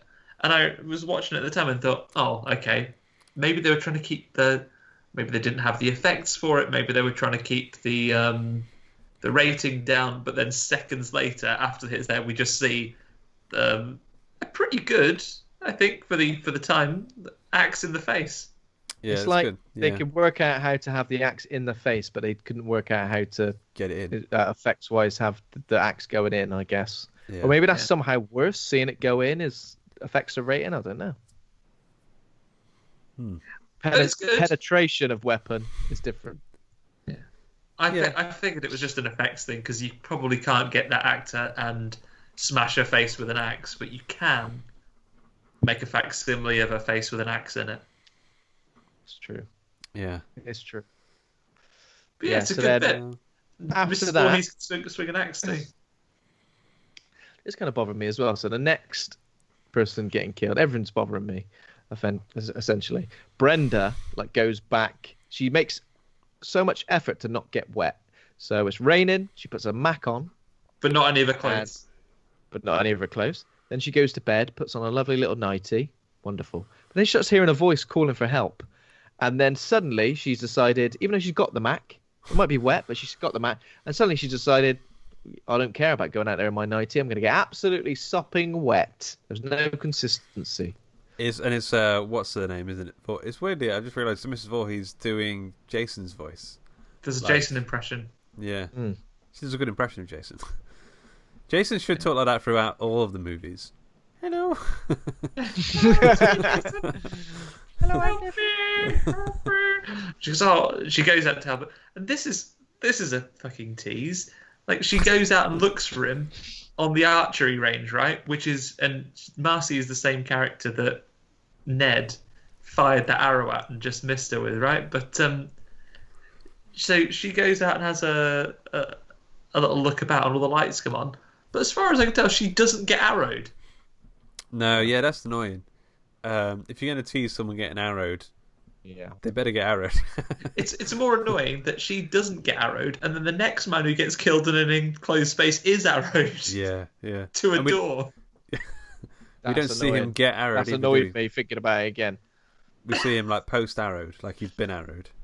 What? So do you think he was killed with arrows, or she pinned him with arrows to the door later after he was done? It's also weird that she kind of pinned him above the ground. I mean, above, she's hooked him quite high against the door. Just lifted him. And... Yeah. I hate it when films set something up and you think, okay, we've established this, so that's definitely going to play into something in the future, and then it doesn't. I get so frustrated during that, especially when it nearly does. Here's my perfect example, and I think I mentioned this maybe before. Suicide Squad, a film, has got a hell of a lot of problems, but the character Captain Boomerang, there's a part where we establish early on in the film that he likes unicorns for some reason. When it's introducing the characters, he likes unicorns. Later on, we see that he's got a little cuddly unicorn like that in his jacket. He puts it in his jacket. Later on, he drops said unicorn and puts it back in his jacket. That's 3 instances of showing us that Captain Boomerang likes unicorns, and we know where it is. It's just in his jacket. Later on, he gets hit with a knife or something. He gets hit with it like that. Someone throws it at him, and he collapses. We all think, oh my god, he's dead. But then we all remember he's got a unicorn, so it's obviously that in his coat. But as he pulls it out, it's like a stack of money. I was like, for fuck's sake, if you take all that time to establish something, why would you not go in with the payoff? Yeah, that is. Yeah, I hate that. I mean, now you say it sounds funny as a sort of anticlimax kind of way. It's got it in a unicorn. No, it's something completely random. It's just a stack of money. Because I was like, where's the unicorn then? You know what I mean? Also, when you were saying that, I thought it would hit the unicorn, and that would trigger him to get really angry and go badass or something.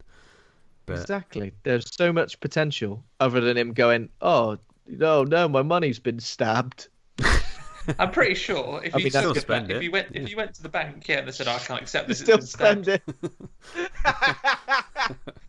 That's no longer legal tender. It's been stabbed. That's definitely been stabbed. Luke's first thing was, can still spend it. He's been there before. Well, he can still spend stab money. I've been there, done it, lived it, got a T-shirt. It's got a hole in it. Yeah. Maybe it's the long game, Ben, and then in the next one, you'll think he's got money, and it'll be the unicorn. Yeah.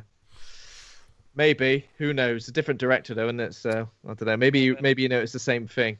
Maybe you know it's the same thing as me. I'd not noticed that, Ben. So you've found a film that I'd already grossly disappointed in. Maybe like it less. Thank you.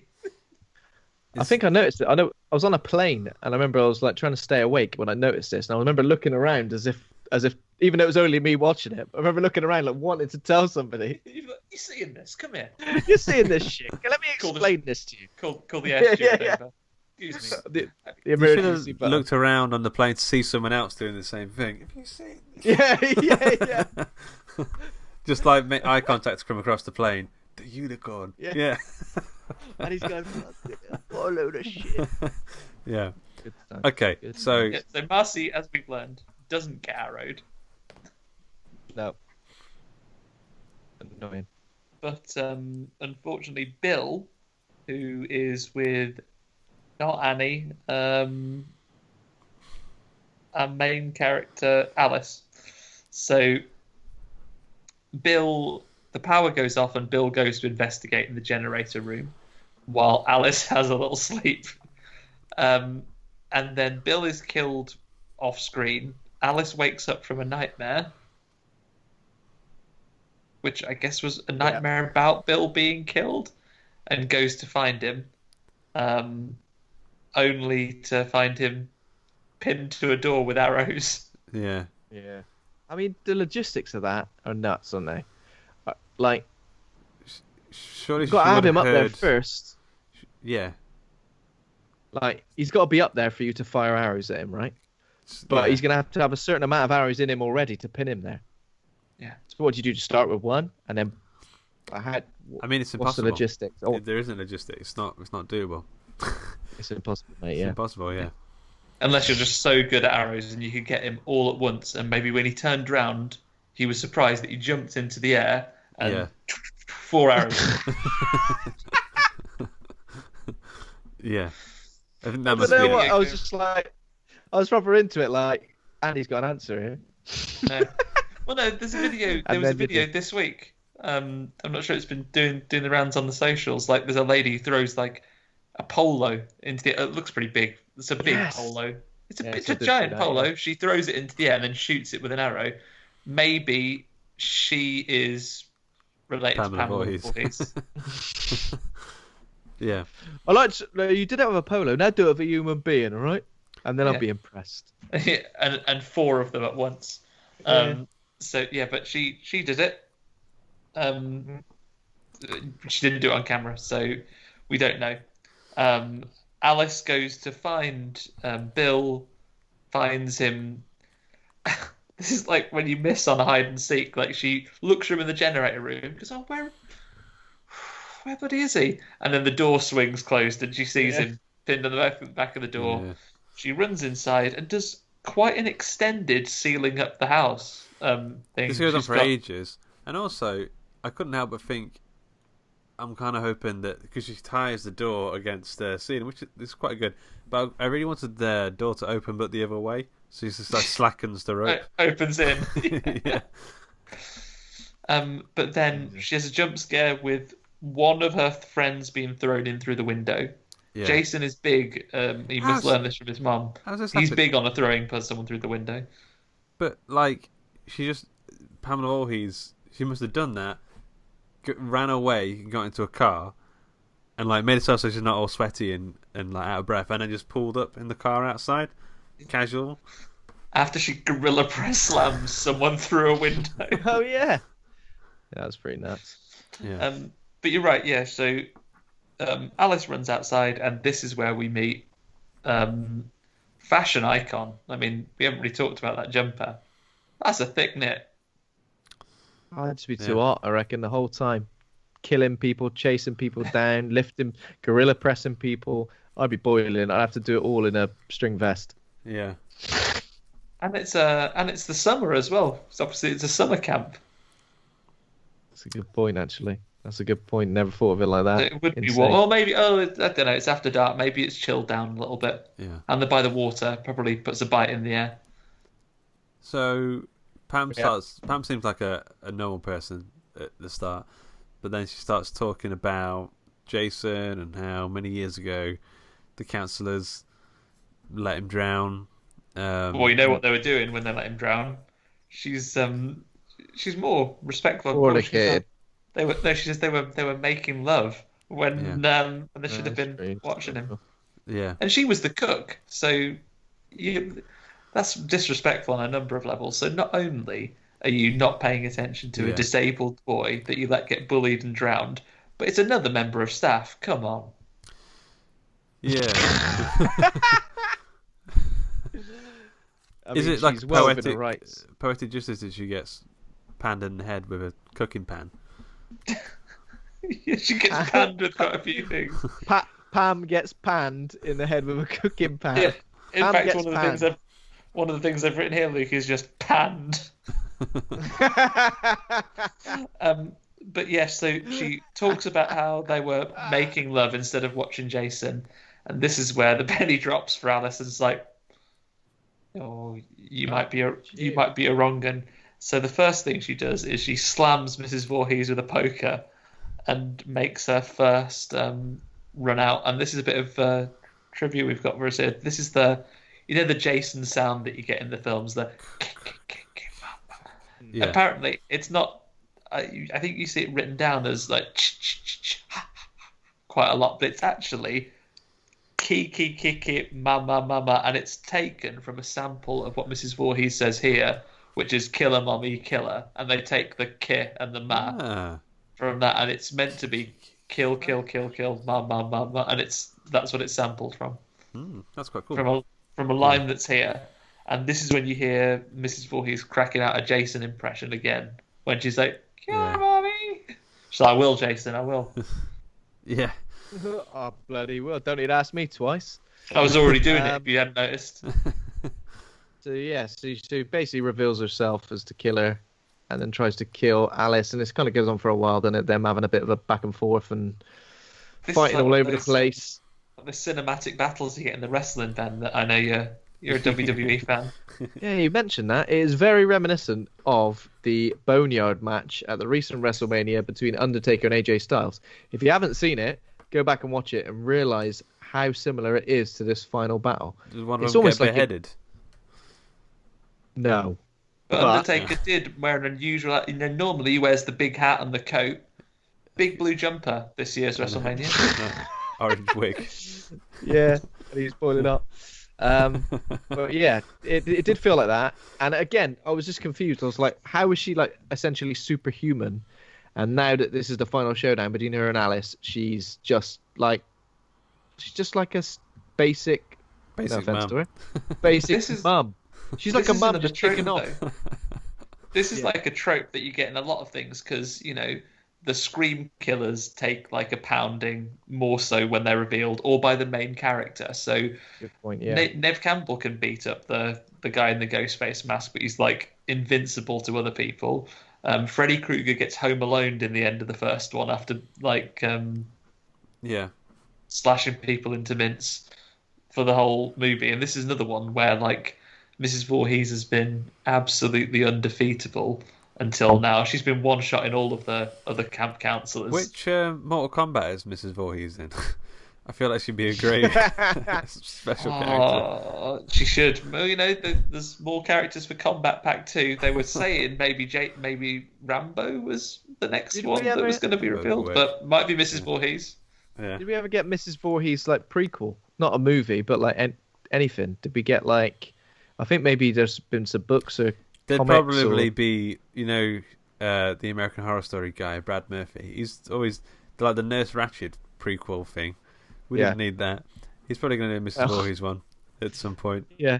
Guys, maybe we should beat them to it. Maybe if we get in with this, maybe if we do the cut and choose thing with the rights owners and solve that deadlock, they'll reward us by letting us make a Mrs. Voorhees. Yeah. It'd be interesting to see. Pam. Mrs. Voorhees. Pam. We'll call it Pam Gets Panned. Yeah. Yeah. Because it'd be nice to explore. I'm assuming she wasn't a psychopath just because her son died. I bet there were a few more little bits before that. Which she's killed before, yeah. So, yeah. Pam.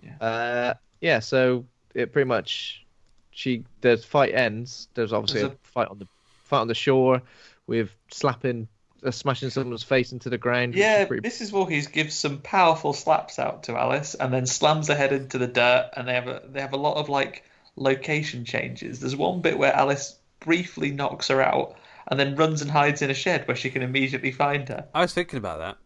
So she knocks Pam down on the ground, and she's out cold. She's bleeding a bit from the head, and Thingy just kind of creeps around and runs away. I was thinking, what would I do in that situation? And I think I wouldn't, because it's like a little old lady. I wouldn't like curb stomp her. Yeah, but I think I would boot. I would boot her in the head. You wouldn't, or you would? No, I wouldn't do. I wouldn't like try and kill her, but I would boot her in the head really hard, just to kind of like I don't know, keep her down for just a little bit longer, or like I don't know. Not kill her, but like affect some. Take her shoes. Yeah, I'll do that. Tie her shoelaces together. Take her shoes. Something to keep her down a bit longer. Yeah, no, you're absolutely right, Luke. Like, you didn't have to curb stomp an old lady. Just like stamp on her ankle so she can't get you. Or even that. She's killed this many people. But yeah, if she's killed this many people, all bets are off. Like you're not going to be in that much trouble. Take her arms out of the sleeves of a jumper and like tie them. Yeah. And she just sit on her. Proper confused for ages. Put a big tub over her like she's a spider and sit on it. Big tub. Gotta find one for it. Yeah. And then when they have a bit more of a scuffle out on the shore again. Alice gets hold of a machete. Yeah. When did this machete come into it? Was that just the snake earlier in the film? Oh yeah, yeah, that's right. When they murdered that real life snake, that must have been a snake. That was definitely real. Yeah. And then Alice runs at her and like pretty easily cuts her head off like she's made of cake. Like obviously 2020, you can't believe anything is real. Because as soon as a knife comes near it, you think, "Oh my god, it's a cake." Yeah. That was how I felt during this. It's like she's not been a living woman this whole time. She's been a cake, and off her head. There we go. Yeah. And it's all, and then nice Madeira cake underneath. Oh, I do like a bit of Madeira cake. It's good, isn't it? And that's why Alice eats up cake, Mrs. Voorhees, and then is so full she can't run to help that night. Has a little nap and instead in the boat. Has a little nap in the boat. Oh, not that he was such a minor character it wasn't worth mentioning or anything, but by the way, in another scene that we completely forgot about, Steve comes back really late and gets stabbed. By the way, that's it. That's pretty much it. And he's got a weird sort of like flirtation thing going on with the woman at the diner who's definitely like mid-70s. Yeah. Or then if it is 1980, perhaps early 60s. Yeah. She's bang into him. She's like, "Oh, it's for free." And he goes, "No, do let me pay. I'm a big deal." No, please do let me pay, because last time you just too much. You owe me now. Night on the town. Oh yeah, she does say that. Night on the town. Yeah, but he gets a lift back from the policeman, who then has to go and investigate a car crash, and then goes, "Oh, it's you, stabbed, dead." And he is one of the many bodies that falls out on Alice during the final battle. Yeah. So Alice is like floating around in the boat. It's the morning after. It's really sunny. The music's really good. It kind of reminds me of Twin Peaks. It's got a kind of dreamy, poppy synth vibe. This is the best, like this whole This is the soundtrack. best It's scene. fun. Yeah, this is the best scene in the entire film. It works on so many levels. It's like that jump scare kind of thing that you weren't expecting because Jason's been dead for 20 years. But why would he jump out? What I saw that about. He's been in the Jesus. You know when you're in the bath for a little bit too long and your hands start going a bit wrinkly. Imagine the state of him. Yeah. Well, he does look a bit off. He doesn't look like someone who's like. Bearing in mind, he's like. So he was a kid when he drowned, 21 years ago. He still looks like a kid, sort of like a teenager maybe when he comes out. He doesn't look like a 28-year-old man. Yeah, it's weird. I mean, Alice says at the end of the film they have the thing which is in hospital. She says Jason's real and alive or whatever, but I don't think even the filmmakers. I think they just thought that's in their head. Like that bit wasn't. That was just a nice scare bit. Because it doesn't make any sense. The policeman didn't go, oh yeah, we did see that kid jump out. He just goes, nah. Because they were even out on the shore waving to her. Oh look, she's fell into the water. Yeah. And then it ends with, I don't know actually, just her. She goes, but he goes, oh we didn't. So did you find them? Oh yeah, we found all the bodies. Anyone that you cared to. Oh, what about the boy? Did you find the boy? And he goes, which boy? I don't want to say anything offensive. The algae boy. Yeah. The weird fucker. Amphibious little lad. Wow. Yeah. The sort of bumpy-headed boy. Yeah. And then she goes, oh, but if you didn't find him, then he's still there. Probably. I mean, but he'd be dead. That's like the end of the Simpsons season where it's like, there. Could you? Yeah. And then it ends. Okay, I've got some trivia if you guys are game. Always. Oh, yes. A little bit different. I've got a few normal questions and then we've got like a quick fire numbers round. So, for the regular questions, number one, before it was called Friday the 13th, screenwriter Victor Miller called the project what? Pam gets panned. Something like Camp Blood, maybe. Yeah, long night at Camp Blood. It was called before it came from the 13th. Number two. Killer. Number two. Who played the killer? What? Who played Voorhees woman? Yeah. Charity Shop Sue. Charity Shop Sue. Is it like Brenda something? Brenda. Oh, can't remember. So several crew members actually played her before she was cast. Even as filming got underway, Cunningham was still looking for an actress to play Mrs. Voorhees. So many of the early murder scenes were actually shot without Betsy Palmer, with members of the crew standing. That's why she was so tall. Yeah. Which is a fully grown man sometimes. Okay, we're going to do the numbers round. I've got like 7 questions. You've got to throw the answers at me pretty quick. You guys ready? Yeah. Mm-hmm. Okay. Number 1, how many Friday the 13th movies are there? 11. 12 including Freddy vs. Jason. That doesn't count though, so I'm right. Okay. Number 2, how many cars won't start throughout the entire franchise? The entire 6. franchise? 14. 10, right in the middle. How many deaths were in the entire franchise? 112. It's not a bad 79. 166. So both together, it's just about. I went low. Number 3, how many, and 4 I guess, how many couples were killed after having sex in 9. the entire franchise? 11. 12. Okay, how many people are thrown through windows in the entire franchise? 9. 6. 11. If you were a character in the 7th movie, what percentage odds would you have of surviving the movie? If I was in the 7th movie? Yeah. 20%. I think you'd have a 14% chance. A 29% chance of survival in the 7th movie. What is the average deaths per minute of the entire franchise? Deaths per minute? 12. 12 deaths a minute? Oh, no. Deaths per minute or average... Oh, wait, hang on. Have I got it wrong around? How many minutes between deaths? Minutes 12. Okay, yeah. 9. 6. So 6 minutes per death. God, Jesus Christ, that's pretty... Yeah. Okay, last question. How many people fall whilst running in the entire franchise? Oh, loads. Come on. 25. 18. 4, apparently. Oh! Only 4. I see. Maybe I was counting how many times, a stacking falls. Where are you getting this information? There was you haven't gone through and watched. No. There was a website that had like a bunch of them. That's pretty cool. Yeah. So we need to rate the film. Getting on for 2 hours again.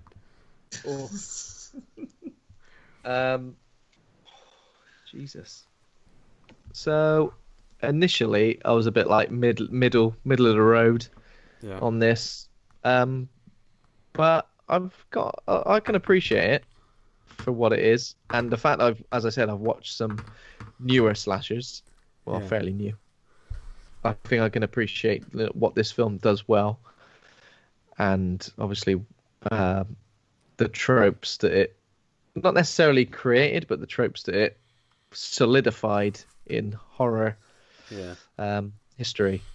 So I go for a B-. Nice. Yeah. Nice. There we go. Yeah, I think I'll go for that. How about you, Andy? I'm with Ben on this one. I think I'm going to go B- for reasons of it's not the most memorable of this franchise. We don't have Jason yet, but you can't have it without what came before and started off here. There's no Jason without Pam. Yeah, I was going to go slightly lower. I was going with C+. It's a pretty solid slasher. But I don't know. I wouldn't go out to watch this one too much compared to the others. But I've got to say, after watching it this time, I actually appreciate it a little bit more. I think it's got me quite excited to dip back into, especially like number 2 and 3 and that. I've not seen those in years. Yeah, let's make number 3. Number 3, I think, is a real highlight because it's one of those that has it's a 3D movie. Yeah, and there's an excellent scene that you'll come to where someone is talking about entertainment, and this guy leans over a banister in 3D and goes, "This is all the entertainment I need," and he sends a yo-yo down towards camera, then hits the other woman in the face, and she goes, "Oh," and she doesn't react to being hit in the face with the yo-yo. She goes, "Huh, that was a close one." And it was like a close one. You hit me in the Definitely face. Hit you. Yeah, amazing. Cool. All right. Have we got anything else we want to? What are we doing next week again? So next week we're going to be doing Basket Case. Cool. And we've got a special guest, Alice Taylor Matthews, for that, who was, if you remember, if you're a regular listener, she was on the Sleepaway Camp episode when we went to the Bristol Bad Film Club screening of that. So she's coming on to give us some discussion, to give us some hot takes on Basket Case, and I'm going to watch the other films from what's his name, Frank Henenlotter. Yeah, that's it. Tried to say it, Henenlotter. I'm watching Brain Damage and Frankenhooker as well, so I'll have plenty to talk about regarding those films. Sweet. How exciting! Does she know she's on the show? Is it all booked? She sure does. Okay, all booked in. She's aware. Cool. All right, that's it then. So if you enjoyed the episode, please consider becoming a patron over at patreon.com/Hawk and Cleaver. Thanks to Kovac Calman for our theme music. Thanks to Acast for hosting the show. Thanks to the listeners. Please consider rating and reviewing and join the Facebook group Horror Hangout Board of Advisors. Thanks to my co-hosts Ben and Andy for being right horror dudes. Thank you very much, Luke. Thanks, guys. Bye for now. All right. See you next time. Bye. Bye.